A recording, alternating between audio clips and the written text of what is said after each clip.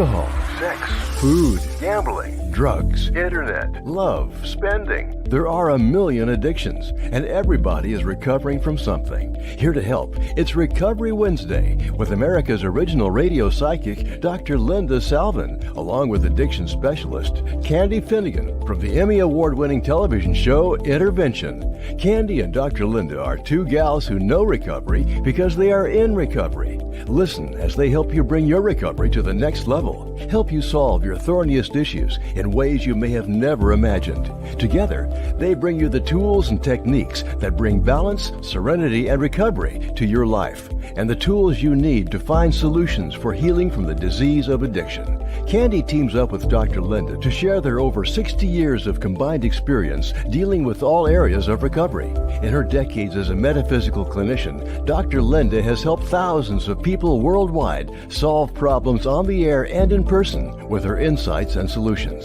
So pull up a chair, turn it up, and get ready for a visit on the path to recovery with the one and only Dr. Linda.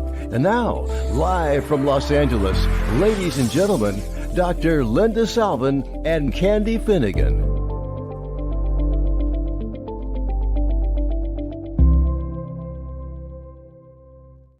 Hello, everybody. Welcome back to another episode of Recovery Wednesday. I'm Dr. Linda. That's Candy Finnegan. And today's a special day because it's Candy's 38th anniversary in sobriety. And this is a sober living kind of show where we have talked about sobriety and drug addiction. And well, we're all addicted or attached to something, whether it's drugs, alcohol, cigarettes, food, sex, gambling. There's an ism somewhere. But Candy's day is today, May 1st, and it's 38 years sober. Congratulations, girl. Thank you so much. You've earned it. It's been a wonderful journey. Up and down the highway and up and down the roads and the cliffs and valleys. And along the way through life, we experience grief. And today's topic is grief. Candy lost her cat last Thursday, Mr. Blue. Last Wednesday, a week today. Wednesday, he would lay at the door right behind Candy's chair, and he'd sit there and sleep there while we did the show. And he'd been around for quite a long time, and Candy had to put him down because his kidneys started failing. And then on Thursday, I found out that a friend of mine since 2007, Cat Pacino Coven, had passed away of a heart attack. So between the two of us, there was like a lot of like, oh my God, it's emotional. And by Saturday, I was just stunned. Like, is this real? Because when you hear something of an animal, a person you know, a relative, it's like overwhelming. Then you go through a little process of like denial. No, this isn't real. And then it hits and it gets deep. So we're going to talk about grief today. It's a very real emotion. And when you're in recovery, especially, you walk through the feelings no matter what. As painful as it is, as tearful as it is, there are ways to go through it, right? You went. So I looked up different scenarios of grief, and it said divorce and breakup of relationships, symptoms of a health loss, the loss of a job, instability in financial sector, having a miscarriage, the retirement process, loss of a beloved pet, an unfulfilled dream, illness of someone close to you, the end of a friendship, a trauma, a person loses their sense of safety, putting the family house up for sale, and loss of security. And then the stages, there are 5 stages of grief. Some agree, some don't agree. Yep. Denial, I can't believe this is happening to me. Anger, why is this happening to me? Bargaining, make sure that this does not happen, and in return, I will promise. Depression, I can't do anything because I'm too sad. Acceptance, I am at peace with what has happened, even though I don't like it. It's a process, and it can take years at times. It can take years, not just days or moments, to go through the phases, especially if it's like my mom. I think the first 3 months I was in total denial and overwhelm on the ethereal level until it finally started to settle. Yeah, we bargain like, oh, just come back, I'll be a better daughter, or just come back, I'll be a better girlfriend, or just give me one more chance, I'll be better, I'll do it right. Right. Why did my dog have to die? Why did my cat have to die? Did I not take care of him? Did I not love her enough? We all go through the mental gymnastics of trying to work it out. It's normal. I mean, So this also has symptoms of grief and loss, and that's emotional, shock and disbelief, which you went through on Saturday, yes, sadness, guilt, fear, anger. Typical symptoms of grief are tiredness, immunity weakens, loss, gain, or weight weight loss or gain, pain and aches, sleep disorder, and not feeling comfortable in your own skin. And since I've gone through, yesterday was the anniversary of my mom's death, and losing Mike and even my kitty. What I've realized is that I kind of wanted to get over it really fast. And especially with Mike, I just was just paralyzed. And I'd never really been in a real funk. I mean, I've certainly been depressed over situations and well, last week was things, but was I the did- birthday. Yeah, no, you had some milestone moments last week. The cat plus Mike's birthday, those are milestones. And when those dates hit, you don't have control of how you feel. It just hits. it just It comes in. And, I talked to so many other women who had lost their husbands, and I guess, certainly as years pass, it gets diminished in a small amount of way. But, what one person told me is what I'm living by is that you'll never get over it. And No, for that, it's I'm a eternally simple- grateful it's a- because I'm never going to get over it, No, you're not. We're talking about grief. I'm Dr. Linda Salvin. This is Candy Finnegan. Candy's one of the best well-known interventionists in the country. And if you need help with a family member or a friend or a loved one and you want to help them get sober or get out of their addictive behavior, Candy's the one you want to call. If you want to call into the show because you're listening, 561-623-9421 is that number. And you can talk to us about your own experience. It could be a goldfish. It could be your grandfather, your mother, your sister, your brother. I had a man on the show yesterday who I channeled his sister. They were 9.5 months apart. And he's up in Alaska. I channeled years ago. And this was a very staunch left brain Air Force pilot. But I blew his mind when I brought her in, which helped with the grief, the comfort, the closure. And that's part of the process I do. But on a real level, you don't get over it. You got to be, you can, at least for me, a lot of the pain does subside. I don't sit in it. I think the hardest one is still my dog, my mom, the closest loves. As far as ex-boyfriends, friends like Catherine, of course I have the memories, but I'm not in such a funk today like I was over the weekend. I was shocked. And Candy and I spent the day together. We went to a wonderful concert in a beautiful home that's actually a landmark in Los Angeles. That's Art Deco. And President Kennedy had been there back in the 60s. And it was fun. But inside, I was still processing and sad. I couldn't just get up and be the life of the party. It's hard. And when just Candy's tears when she had to go put the cat down, she knew it was inevitable. She knew it was right. But it's still, you take care of a living thing for so many years. It's a part of you. Yeah, and he was diabetic, and I had a lot of moments in every day when he had to come first because he had to be on insulin and a special diet and so many hours. And I was out last night at CVS, and I thought, oh my God, I've got to hurry up. I got to get home. And, it's 7:30 because that's, insulin time. And I thought, oh, calm down, Yeah, your program, like how many times I say I got to get home to feed Penny? Oh, she's gone. Yeah, Because I know. It's the habit. Yep. And it's inevitable. Well, it's like coming home to feed your husband or get him ready before he went to the gym or on a concert, help him pack and get ready for the road. And one day it stopped. I just got chills when I said this, so that means he's here. He's here. He's around here. Otherwise, I wouldn't have gotten the chills like that. But grief is real. The denial, the pain, the disbelief, the bartering, especially. I can say, "Oh gosh, just take me." And a lot of people will call and say, "Why don't you just take me? I want to die now." Because a lot of people, myself included, we don't see the future with the loss, we think life is going to be even shorter and our own mortality is affected, or we want to bargain and go join the one we lost, because why live? And there's a whole process. If you're listening or watching and you want to call in, share your experience about grief. It's deep. It really, it's a real emotion. A lot of people don't like to talk about, even if it's years later.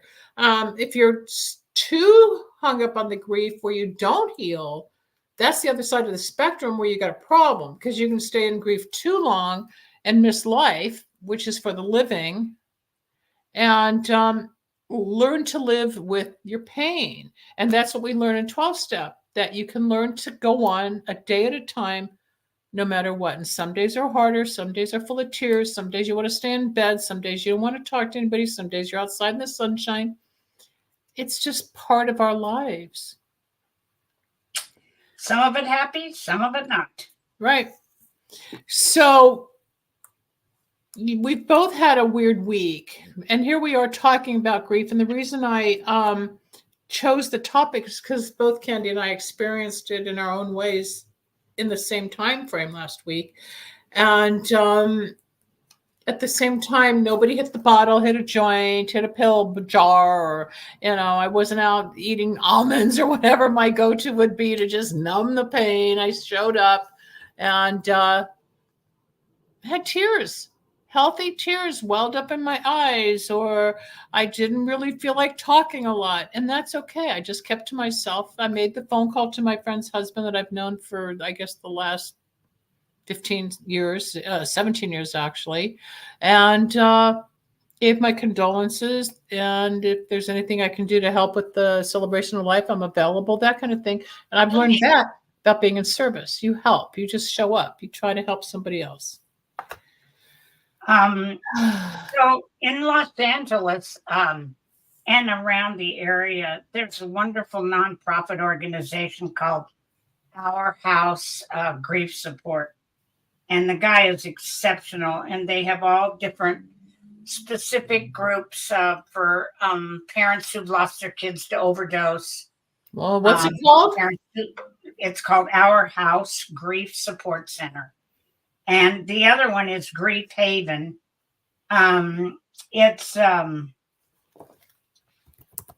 of a support group that meets regularly, and they have different groups for different situations where you lost somebody. And then Our House is so spectacular.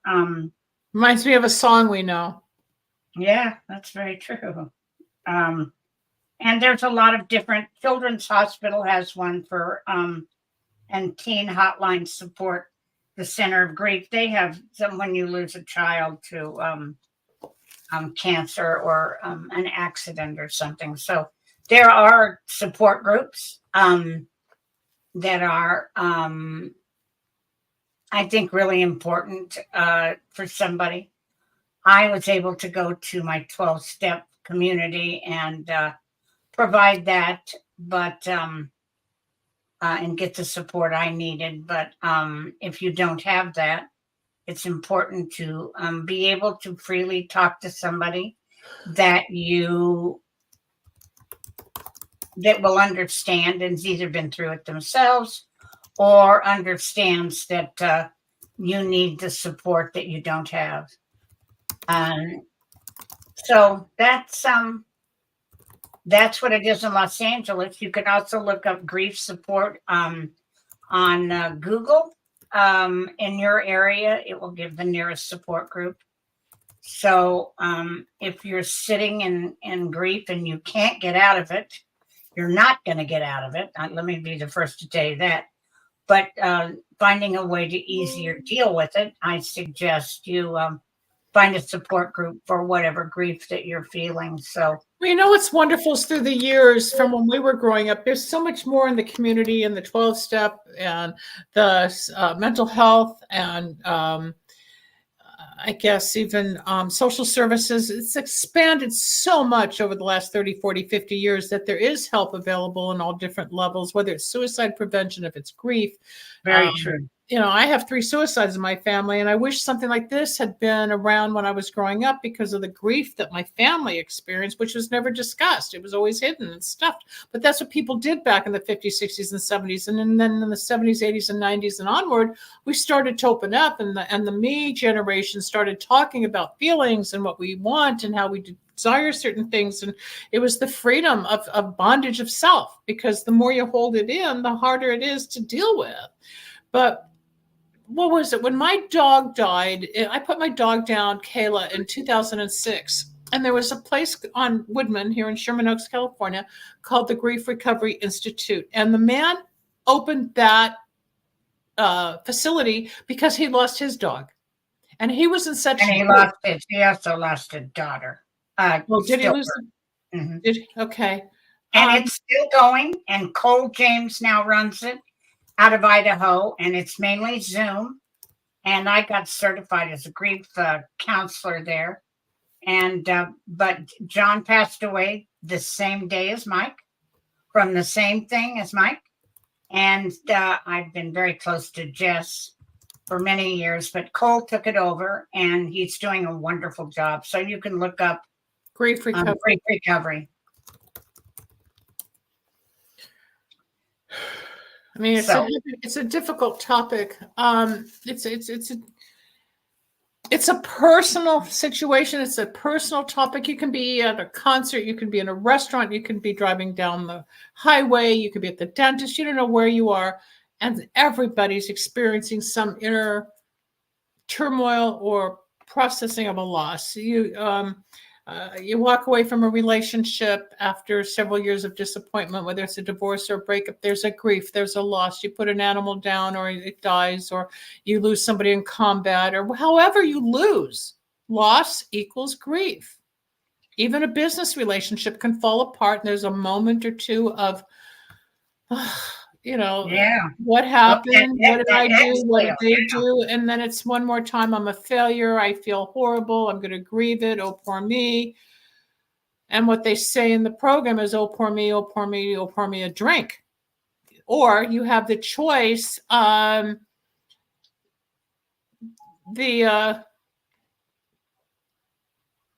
Choice is to stay in your stuff or reach out and get some assistance and see the light. There's so much negativity on the planet right now, especially on the campuses all across the nation. Oh, I'm so heartsick about that. I am too, and I'm Jewish, so I take it personally, and some of it is just so unwarranted. It's a civil war. We have a civil war taking place on campuses across the nation, from Wisconsin, UCLA, USC, Berkeley, Michigan, UT Austin, Columbia, Cornell, yeah, really. Yale, all of it. Yeah, it's like, I think it was so destructive when I look at it this morning that I thought, how could this be happening? This is just gas. Anger, and righteousness, and you know what? I think, this is my opinion only.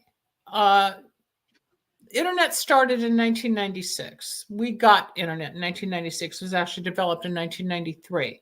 But by the time the PCs came around, propaganda, people were online. We could search anything without censorship like we have today. And I remember, and I've talked to a few people about this, there used to be propaganda of anti-Semitism, of little toddlers, 1, 2, 3 years old, dressed in army fatigues, holding a play machine gun with a sign that I hate Jews. Well, in the last 20 plus years, those people, those babies, those toddlers have now grown up. And I believe it's that generation that's part of this attack right now, because they were trained to hate. You're not born with hate. You're not born a hater. No, you're not. You learn, you're taught, you're brainwashed, you're do this, believe this, or else. It's a learned behavior. Yes, it is. And it's unfortunate. That's just my opinion, because I remember the propaganda. I've searched the web over the last few weeks looking for it, and I can't find any reference to it because everything's blocked and censored now. So the government wants you to think and believe only certain ideas, so you can't find what used to be public knowledge. So, but I do remember that. I remember seeing it, and I was horrified then, 20 plus years ago. And now we're witnessing all this hatred and this division. And these kids, like one of them was saying, I paid my tuition and they're barricaded. They can't even go to class. I know. That will equal a grief also. Some want to learn. Some are grieving because of their own religious and political beliefs, and they're not being met. Grief isn't just about loss. There's grief in well, maybe can't get to class, or I paid all this money, or I'm missing my test, or they're coming up on finals soon. Grief, thankfully, nobody caught fire when that firecracker went into the tents. It just they're goes lucky on and on and on. Yeah, they're lucky they didn't catch fire.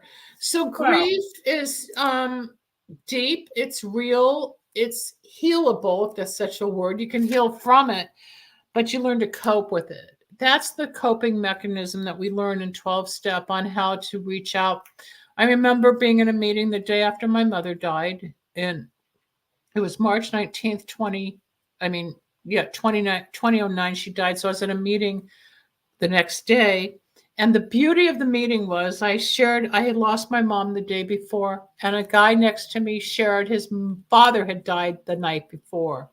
So after the meeting, we talked, because there for one moment, I've never seen him again. But that's how the universe works. That's how spirit works. That's how God works. I got what I needed at the moment in synchronized time. Somebody heard me. I heard them. I understood his pain. He understood mine. And it was just enough. I went home. I said, Dad, you're not going to believe this, but I was at a meeting and a man just lost his dad like I lost Mom. And he was like, wow, it's good when you can see the magic and see the miracle and feel better in the worst of your feelings. Right, Candy? Yeah, absolutely. I mean, it doesn't make it any less. It just makes it more understandable, I think. And that we're not alone. We're never alone. And Right. we always think we are alone. We are the only one. We are whatever, right? And Right. we're not. We're never alone. Our brains tell us we're alone. You go Absolutely. outside, there's people everywhere. But grief recovery takes time. Or you finally get to a point, at least for me, I would get to a point where I'm feeling happy, joyous, and free, and I'm a little more vibrant and a little more productive and a little less procrastinating. And then something pops up or someone says something and it triggers a memory. And I go right back to it. Or, remember so-and-so. And oh my God, I haven't thought about him in a couple of years. But yes, I remember when I was at his funeral, and you start reliving it. Just like a song comes on the radio and it brings you back to a point in time in high school or junior high, or something with your birthdays or a date or a significant time. And oh my God, the memories there in college, whatnot. There's always a touchstone. You're right. You're right. And you never, ever get away from it. Although some days are better than others.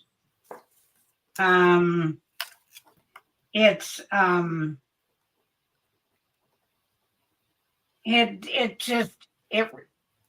doesn't ever go away, but it seems to be depressed in some manner where it's not in your face all the time. Right, you're able to cope. That's why we're able to suppress it more, keep going, even though it's inside you.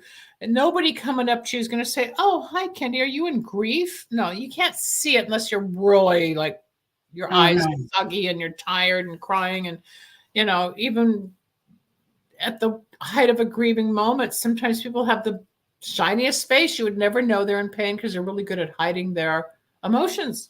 But they're on the inside.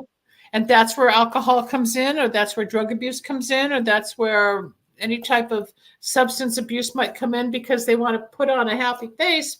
But in their moments of quiet, private time, the abuse can start. Taking some pills, snorting some coke, smoking a joint, having a cigarette, drinking a glass of wine or whiskey or whatever the thing is. So you don't know.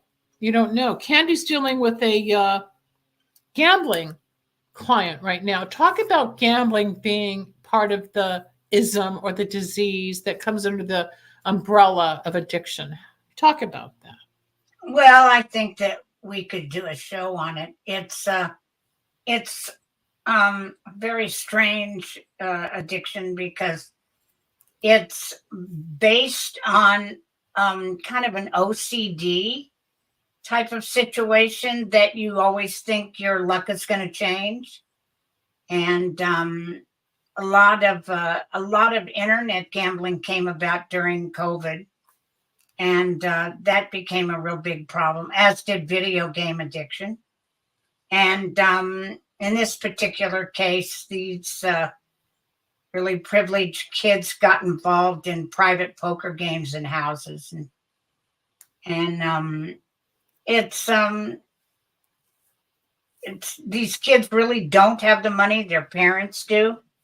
And but the threats that somebody would harm your kid over money that's owed, I would have to say if the parents have it, they always pay it. So yeah, it's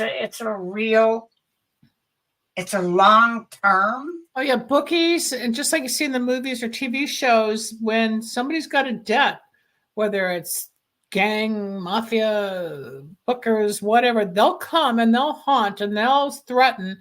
And on top of the loss of the money, and I'm sure your client or clients who go through this, the high is the gamble. Then there's the low of the crash. If they're out of the money, then that causes a depression and the grief again. So they got to go back up, right? Isn't it that same? Well, and they're so dependent on luck. And it's the play of the cards. I mean, luck has not intended. That no matter how much you think you know about the game, there's somebody better than you. So, and there's systems and all the rest of it. There's been people who supposedly, in quote, can beat the system. I think Ben Affleck was one of them, and he wasn't allowed in any casinos. I remember that story. And so I think that's a possibility too. But when these private home games and stuff, they're not regulated. And so there isn't anybody over them saying, other than they threaten the person who owes them the money. And actually speaking, gambling addiction has the highest rate of suicide of any other. Yes, it does. Hopeless. I knew somebody whose father owed over $1 million who committed suicide, and he was in the GA Gambling Anonymous program. But no matter how much hope he had or faith, he knew he'd never get out. She ended up paying all the debts off through loans, but she cleaned up his mess. So it's not just the person suffering, but the family. Well, when the person dies, the debt doesn't go away. No. I have a friend. My husband had a friend who's a wonderful man, and he's got many years of sobriety now, but he also had a drinking problem, but his top addiction was gambling, and he lost his wife and his kids and his house and his job and nothing else there was. And he was on the brink of suicide, and he started going to Gamblers Anonymous, and he's a wonderful, wonderful, wonderful guy. And if I have a problem with gambler, I usually always call him. He's gone on a couple interventions with me. Oh, that's great. I can't say I know how you feel because I don't. Right. I don't like to gamble. If I'm going to gamble, I'd rather gamble on somebody than something. So, but he's really knowledgeable and a terrific guy. So, but in this situation, there's a psychiatrist at UCLA. His name is Dr. Timothy Fong, Fong, and he is a gambling expert. And I've called on him many times. I called on him with the show when I had a gambling intervention. And so because of it, I just have spoken to him about this case. And he's head of addiction services at UCLA and very reachable. But gambling, he is an absolute expert on, which I'm very grateful for. And on the other side of it, it goes back to our topic of grief. The parents are grieving. they're sad, they're out of control, or they're trying to help their child, or if it's a loved one like a husband or wife. And sometimes you lose, like you said, you lose the family because the disease and the addiction is more powerful than the commitment to keep the family going. And a lot of people lose their relationships, not just with gambling, but with alcohol and drugs. And sometimes they say when you walk into the program, the only thing you have to change in your life is everything, and you don't understand that until you get going into what's really wrong to make it right. I got into a horrible business situation again. I made the wrong executive decision back in September. I remember paying for this marketing firm, and the next day I was in bed for a month because my body took on so much negativity. I went into shock. I went back and looked at a diary, looked at the date, and I remember. And then I just, this whole thing came to a culmination yesterday, and I could feel it leaving me. But one more time, I made the wrong decision because it didn't work, and it's not my village of people or whatever. It wasn't compatible, and I got ripped off. And one of the people I work with calls this woman a grifter, which I really didn't know the definition, which is a scammer. Of course, if there's one out there, I find it. It's kind of like gambling. But I trusted these people to do a job, and one more time, no, I'm the wrong one. And I defended my product. And then there's a grief. There's a letting go because I had high expectations. And again, even emotions go up and down, just like I would think in gambling and oh my God, I hit a jackpot. Oh, I lost the money. Oh, I have the date. Oh, I don't have them anymore. Oh, I've got the dog. I don't have her anymore. It's this up and down thing. And then there's always the fall, which goes to a low, which can be grievance. Our job as helpers for people like us and you is that we're here to help, not fall so deep in the well. Or if you start going down, there's someone there to get you just far enough. Like when Candy and I had dinner after this concert the other night, I was sad, kind of quiet, but I got through it, and then I was fine the next day. But it was just, she allowed me to process. You got to feel the feelings, or yeah, it just escalates. It just piles one on top of another. So whether it's money, human, animal, even a fish, a turtle, a butterfly. I walk outside and I see a little bee on the pavement that had died. I pick it up and put it in the plant, and I say, I'm sorry, because I know we as people in our environment are killing the bees quicker than their 41-day lifespan. But it's still, it hurts me. I'm sensitive, so I want to put the bee away, and I feel bad for that little soul. And without bees, our life doesn't really go real well because they're like part of the nucleus of the planet. It doesn't matter how you see things, people, but it's okay to feel what you feel. It just don't go so dark and so deep that you can't get out of the well. You got to know that there's light, that there's hope, that there's faith, that there's a hand to take you down a different direction. That's what Candy does for a living. She's on the phone day and night. It's hard to get a hold of her during the day. She's constantly. Yes, it is. Why don't you talk about 38 years of sobriety? I'm already 38 and a half, but let's hear from you now that you're catching up. Well, it's been good. It's been bad. It's been wonderful. It's been sad. It's been life. Hard. It's been easy. But overall, it not only changed my life, but it gave me a career I never even knew I wanted. And it's been able to help people help themselves. And it's kept me sober. I don't think there's such a thing as a drunk interventionist, maybe. We don't know who's. I'm going to try it out. But the gift of that was given to me so freely of recovery, I've been able to give back to not only other women that I've sponsored, but also be available to help people when they're at their wits' ends or they're at the end of the rope and they didn't know what else to do. I'm lucky enough if they call me and ask me for help, because most likely I have a solution. I've worked on it for many years, and I do a lot of resource and a lot of placement, and it's not impossible. If, Linda and I can do it, and 8 million other people, then I think that it's possible for them to do it too. A day at a time. We've talked about that. And sometimes you got to white knuckle it, as they say, like it hurts, or, oh God, I can't do this, or I can't go to sleep, or I can't get through lunch, or I can't go to this event unless I get loaded or eat or drink, and then I can feel comfortable. And again, it's like you said in one of the grief symptoms, it's about feeling okay in your own skin. And sometimes, not sometimes, we will use and abuse substances to feel better in our own skin because so much grief or guilt or shame or fear or anxiety or whatever, that the substance or the gambling, whatever we're using, helps numb that emotion. Right. You know, I think that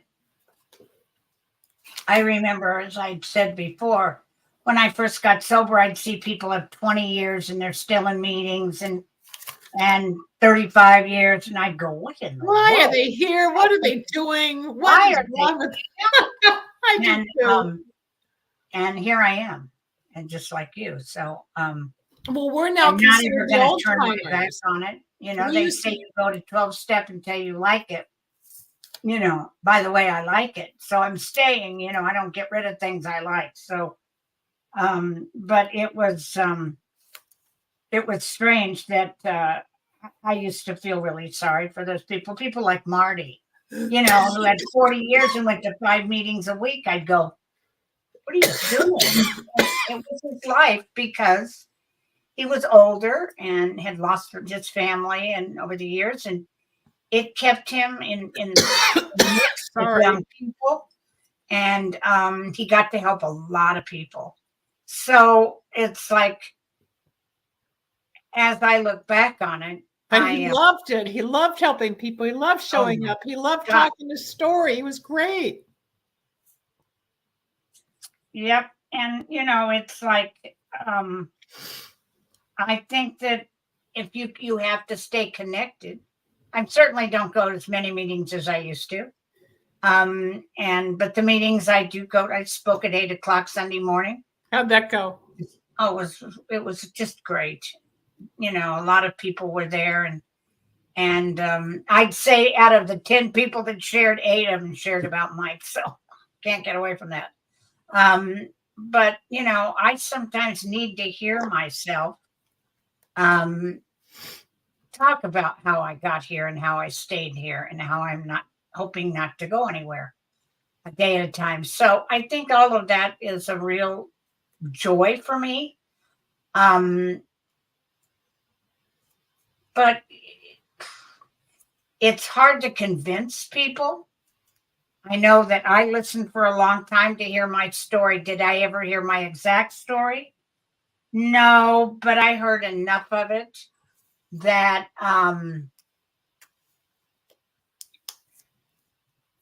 that I could relate and know that somebody else had been successful. And so, yeah, it's been an interesting journey. Well, you lost your sponsor recently too. That's another grief. Yeah, After how many 38 years of knowing somebody as a confidant. Yeah, it's yeah, her service is her memorial is Sunday. So Oh, okay. yeah, I had her for 35 years. Yep. And in this situation, she had truly suffered a lot. So I wasn't certainly grateful that she was out of pain, but I knew that it was her choice. She quit doing treatments and stuff. So I accept that. I grieved her actually probably over a year ago because, you know, she was getting non-communicative and that's a part of it, is the letting go when you prepare yourself for the final end. Just like I know my father's still alive. He's 95 this year. I had lunch with him the other day. I have learned to detach a lot because I can't get my needs met by him anymore because he's just not available mentally. And even though I felt bad on Sunday, he called the next day to see how I was. He wanted to say hello. And that was his way of saying, I love you. I miss you. I'm sorry, you know, whatever, stay in touch. But he can't communicate. And it's like losing the cat. You knew the cat was wasting. You knew the cat might be going, or you knew that she was going to be dying. We prepare ourselves. But when it really happens, then the grief takes over. And again, we go into emotional shock and the defenses and the sadness and the fear and the anger and the and the trying to negotiate and barter and bargain again. No matter how it happens, grief is grief. You can't escape it. yeah. Yeah. It's And gonna you know, happen. I was saying to the to this vet, my who this veterinary service is the best thing that ever happened to me, and they only deal in cats, and most vets are really dog vets. Yep. They have a few people that know cats, but this is a strictly veterinarian hospital that is nothing but people who love cats, take care of cats, and I I'm just so grateful that I found them. And she said to me, you know, some people, I was saying to her that some people who get sober and they have animals, they're much closer to their animals than are anybody else because they don't Yeah. argue with them, they don't tattle. And there's They- unconditional love. They're there unconditionally, loving them no matter what. And that I have seen people who have mourned their animals more than they mourn the loss of a family member because they were truly their trusted friend. And I've had a lot of people that wouldn't go to treatment because there was nobody to take care of their animals, and didn't have the money to put them in a place for 30 days. I always thought a great business would be a rehab for animals after they'd lived with an addict and they went to treatment. I think that's kind of a good idea. Well, I don't have a backyard, so but yeah, I've always thought what a great. There was a place that kind of did it in outside of Austin, Texas, in Smithville, but you know, you can't have a whole bunch of animals together, and a lot of them, strangely enough or sadly enough, had been neglected. And you can't have them all in the same pen. So it got them in cats. They've got to be indoors before they're snatched. So they transferred a garage into like a kitty hut. But, you know, all cats don't get along. So it ended up not working out. But yeah, I thought it was a great idea because I can't tell you how many. One time on the show, I did it on a girl, and her grandmother, I think, had her Chihuahua, and I drove 45 miles so this girl could say goodbye to her Chihuahua while she went to treatment. The reason the grandmother had the dog was because she wasn't taking care of it. So I just thought, whatever it takes, I'll do it. Get in the car, let's go. And again, that goes back to being of service.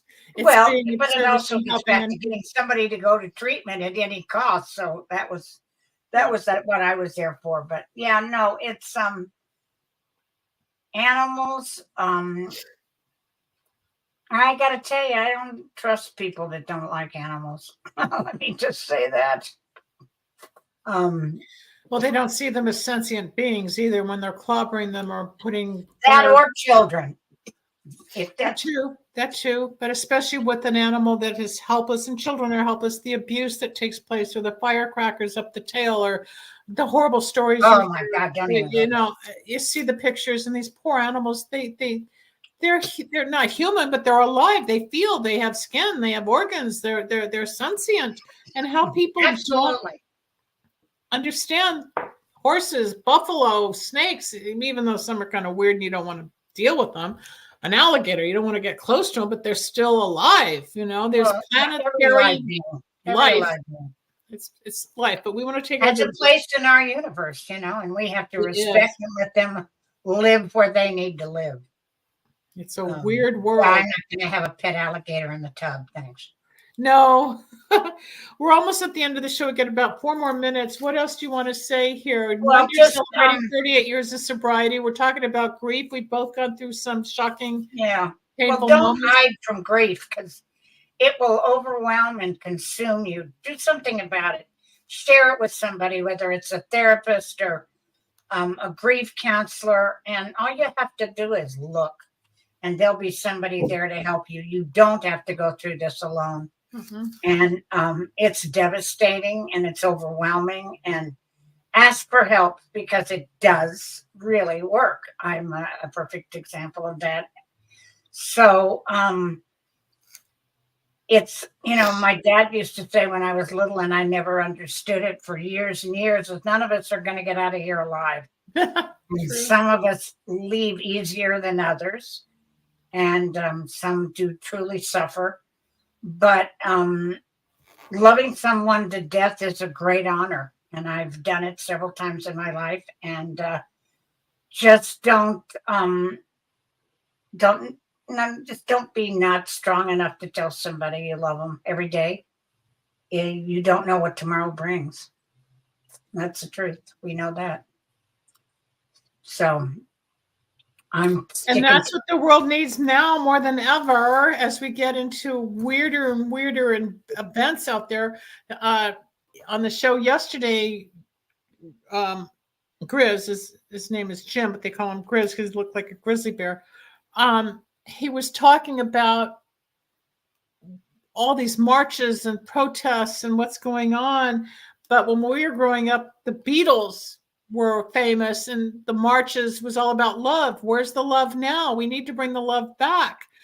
If everybody would just start loving each other again and accepting that we're all different, but we're all the same, we could calm all this down. So again, there's a grief going on because of the pain of the division of the races and the religions and the politics. My God, we're all going. God. It's that's how that song was invented. Is all you need is love. Love. That's but it. There are situations that love is not enough. But we can start with loving and getting back. Just like when you walk into the program, like you did 38 years ago today, they said, "We will love you until you love yourself back." Yeah. We will love you enough so that you can start. We will love you until you love yourself. Yeah. And I didn't understand it, but boy, I do now. Yep. Takes time like everything else. It's a process. I'm Dr. Linda Salvin. That's Candy Finnegan. We are both in recovery. We are both here to help you. You're going to see our contact information at the end of this little show here. We'll have it at the end. We'll see you next week with a new topic, and we hope that you enjoy the show. And if you need us, we're here. Have a good day, everybody. Happy birthday, Candy. Thanks, Linda. Good job. Love you. Bye, everybody. Thanks for joining us. We hope you enjoyed Recovery Wednesday. You can reach Dr. Linda at 888-509-1077 or at lindasalvin.com and Candy Finnegan at candyfinnegan@aol.com. Need a breakthrough of your own? Ready for answers or insights nobody else has? Reserve your own one-on-one in-person chat. Dr. Linda isn't just for other people. Dr. Linda gets results for you. And it's easy. Contact details are on screen now. Just click on lindasalvin.com or call toll-free 888-509-1077. That's lindasalvin.com or toll-free at 888-509-1077.